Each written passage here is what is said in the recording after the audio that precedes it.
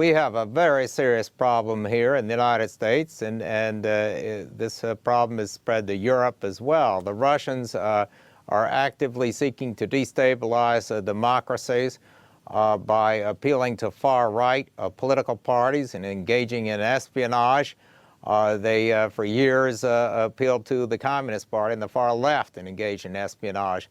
We've been fighting this battle with the Russians for a very long time, and it's critically important to know what happened in 2016, what spying was going on inside the United States, and who was assisting the Russians, who benefited from it, who was negotiating with the Russians, perhaps offering them something in return for their swaying and our election.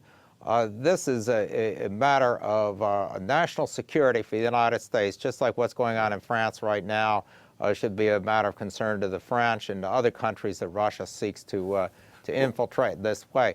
And the Attorney General was not being candid with the Senate Judiciary Committee when they asked him questions about communications with the Russians. He did not provide candid answers, and that is very, very disappointing.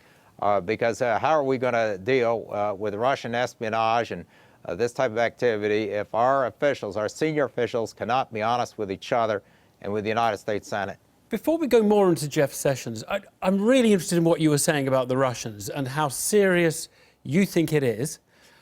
Just paint for me what is the worst case? What is, for you, the thing that would be most awful to uncover here that is even faintly possible or plausible? I mean, what is it that people are really scared of about the Trump campaign, I mean? Well, we do not know which Americans have been cooperating with the Russians in these efforts to subvert our democratic system. We've dealt with this in the past. I mean, we had Americans who were avowed communists who assist the Russians in trying to subvert the United States. But they never got very far in our political system because communism doesn't have much appeal over here. But when it comes to the far right and the alt-right and these strange groups that are also on the rise in Europe, the Russians realize they can gain a lot of traction in supporting these types of groups and then trying to interfere in a general election. And it is a very dangerous thing that's going on, this type of interference. We need to know what is happening and who here in the United States is assisting it. And we need to make absolutely sure that people who were aware of it, who benefited from it knowingly, are nowhere near positions of power in the United States government. Right. OK, well, let's go back to Jeff Sessions. You said he wasn't candid. A lot of people would have heard what he said and would agree with that he wasn't candid at the very least. Why, then, would you not say he has to go? He's the Attorney General. He was on oath. He's called for other people to go when they have said things that were not candid on oath. Why are you not just saying he obviously has to resign? That's a resigning matter. Well, that was a position I took in an op-ed I published in the New York Times earlier today, that I believe he should resign, that he is no longer going to be an effective Attorney General if he cannot be completely candid in discussion of such critically important subject matter. This is not a situation where we can parse words and talk about the meaning of the word is and the type of discussions we had after Bill Clinton's misleading deposition testimony about his sex life. We aren't really interested in the sex life of our public officials unless they're sleeping with the Russian spies. We are interested in who's talking with the Russians and about what. And a lot of those discussions are perfectly fine so long as people are honest about them. And, the Attorney General said that he was not having contacts with the Russians when he was, and that is very, very misleading. He also said he didn't talk about the election or the campaign with the Russians, and that was the distinction he drew.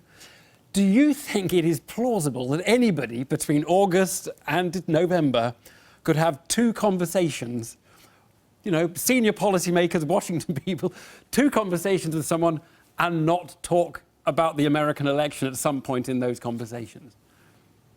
Well, I don't know, but I don't think it's only of interest whether he was talking about the American election. Was he talking about what the Russians were doing inside the United States, or what the Russians wanted out of the United States or might expect from President Trump if he were to be elected? It's critically important that American officials in senior positions be honest with each other about their communications with the Russians if we're going to deal with this problem. And this is not a situation where we should be parsing words and trying to figure out how to interpret the question, interpret the answer. As I say, once again, these are not questions about the public official's personal life. These are questions that go to the heart of our national security and an intentional attack on our democratic processes by a foreign country. Can I ask you what it says about the Republican Party that the House Speaker, Paul Ryan, said this morning in the US, Jeff Sessions doesn't need to recuse himself, and he didn't think there was, any evidence of a Russia connection to worry about. Now, what does that tell you about the state of the party? Are they just running scared of Trump because they misjudged his ability to win, or where do you think the Republicans are at? Well, I don't know what's going on with that. There's a lot of talk all over the place about how to respond to this, and I've been active in the Republican Party for decades, and I served as the chief ethics lawyer for President George W. Bush, and I can assure you that there are many, many Republicans who are livid about what Russia was doing in our country during 2016 and spying on Americans. We have had Republican senators say that they want to get to the bottom of what Russia was doing. So I think that's the view of the vast majority of Americans who are Republicans. We're not going to put up with this, and we're not going to put up with public officials showing any lack of candor about their communications with the Russians. We would like to have good relations with Russia, but good relations does not mean Russian interference in the American political system or spying on American citizens, breaking into their computers and putting their documents up on WikiLeaks. We're not going to allow that. Richard Painter, thanks very much indeed.